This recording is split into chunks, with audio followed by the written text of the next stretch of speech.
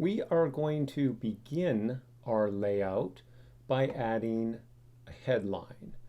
So I'm going to go to my layers and I'm going to select layer 1 and double click, and we will change the name of our layer to headline. And we're doing this because it's a good idea to organize all of your content onto meaningful layers. So let's click OK. We now have a layer labeled headline. I can close the layers. I'm going to zoom in, and just like Photoshop, the tools are somewhat similar. And basically, we have our zoom tool, we have our move tool, we have a select and a sub-select tool.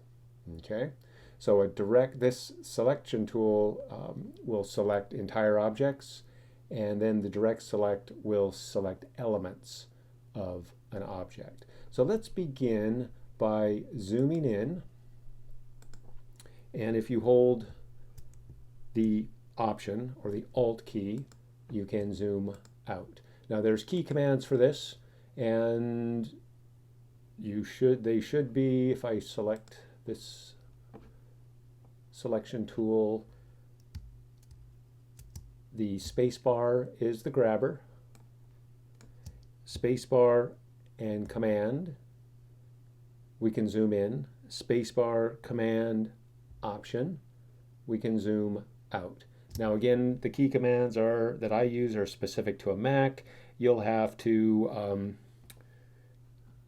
work towards figuring out exactly what is what if you're using a PC. But you can get by now by just using the main tools. So we can zoom in, then use our grabber tool. And what I want to do is, I might need to zoom out just a little bit here, and I want to place my headline across the top.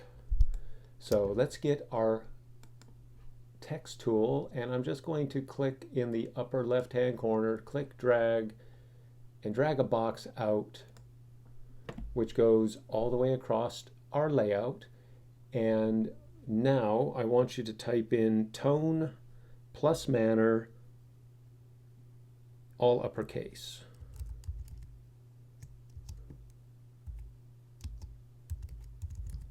Like so. And then select your type, and in your properties you'll see that we can go back and forth between paragraph styles and character styles. I'm going to select character styles, and then as you scroll through your properties you'll see a series of 3 dots here.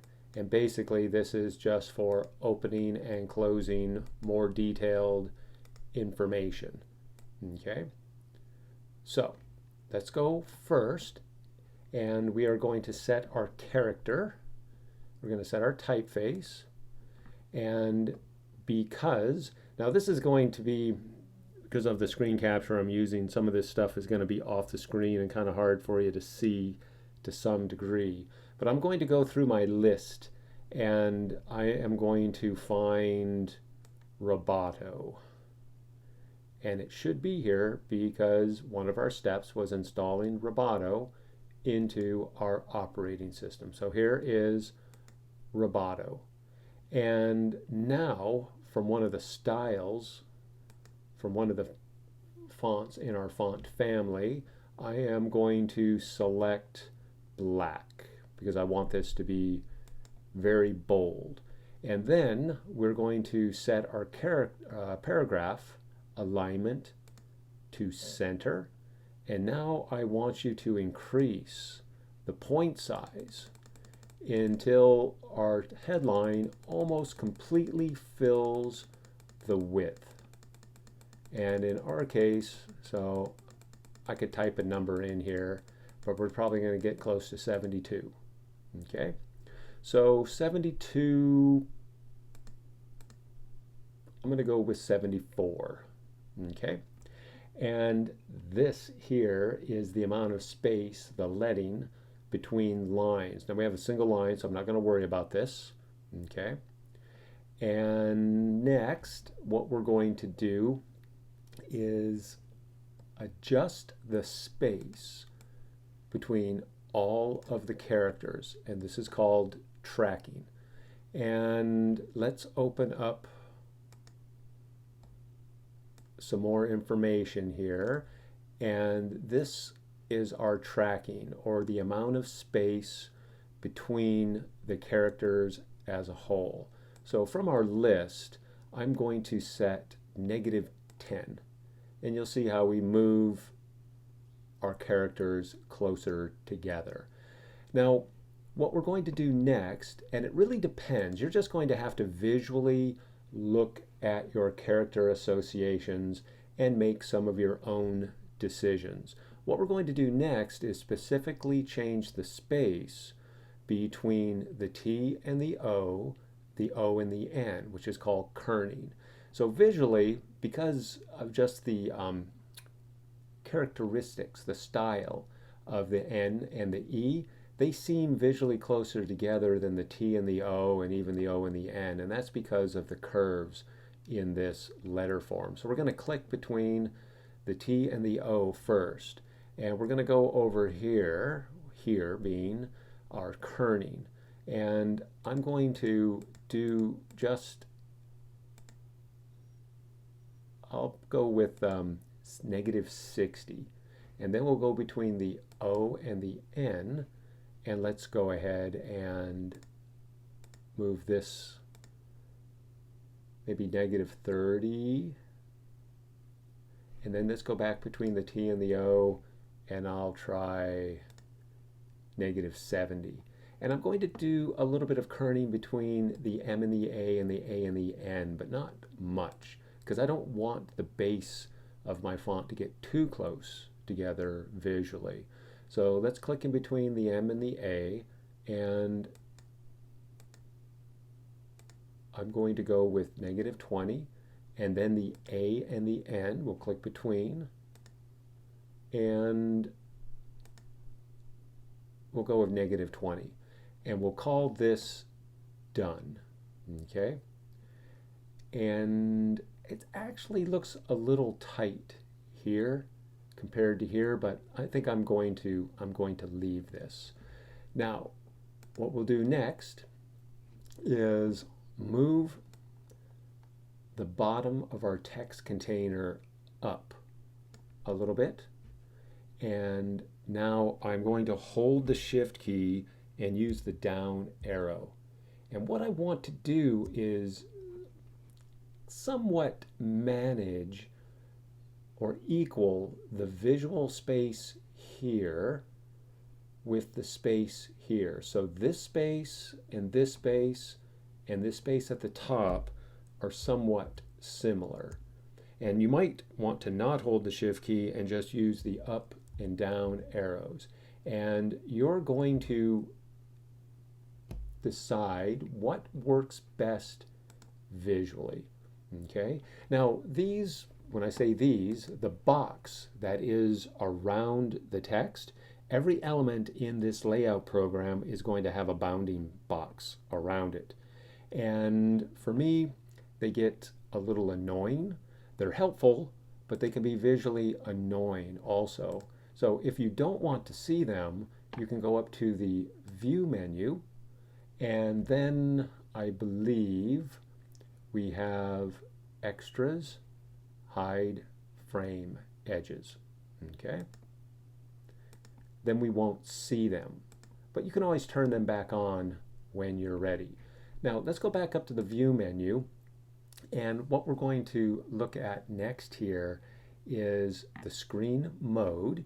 So right now the screen mode is normal, and if you select Preview, then you won't see what's out in this area, or what we might call the pasteboard.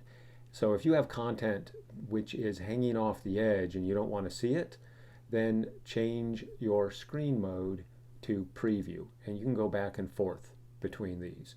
And this is also available over here where I'm moving the cursor on the bottom left hand side. Now it might be a little tough to see all the tools here because of the size of my screen capture, but you'll see what I mean when you look over here. Okay? And then quickly the display performance. The default is often at typical. Fast is just blocks. Okay? Typical is lower resolution, and then high quality display. And it might depend on your video card to what is selected by the default. But you can get what looks or appears to be a higher quality by selecting this option here. Now, being said, do not expect the visual appearance to be that great. This is a layout program that is really biased towards or most common with print. Okay, and to work quickly, there's always some sort of trade-off, and the trade-off is usually the visual quality of the screen while you're working. So don't let that overwhelm you too much or worry you too much. Okay, so we're going to go with high quality.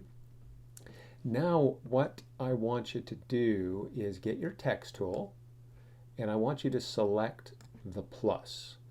And we're going to copy this, but the easiest way, we want to get rid of it at the same time. So let's go to Edit and Cut. All right, now just use your space bar and try to get that physical space back. Okay, now if you want to be really accurate, let's go ahead and Edit, Undo, Command Z, and we can do this a couple of times. And then what we're going to do is go over to our ruler well on the left hand side with, just place your cursor inside, click and hold and drag out a guide, and just touch the side of your text. And let's do the same with this side. Okay.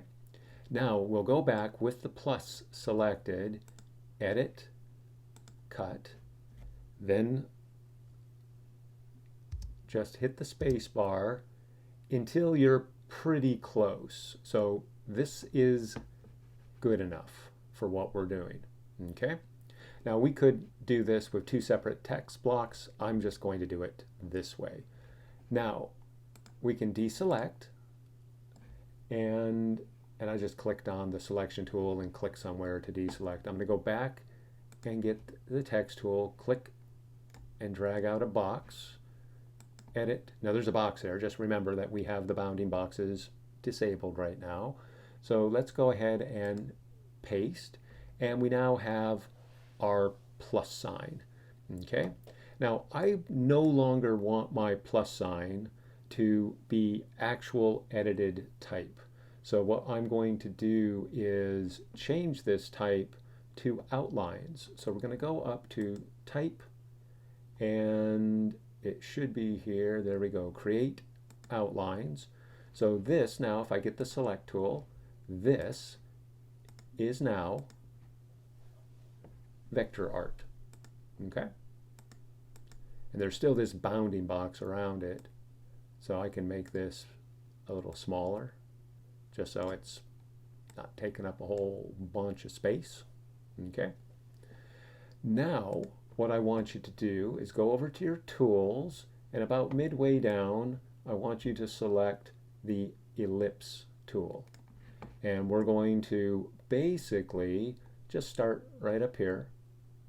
Okay, click, hold, drag, hold the shift key, and drag out an ellipse that's just a little bit taller and wider than your plus sign, like so.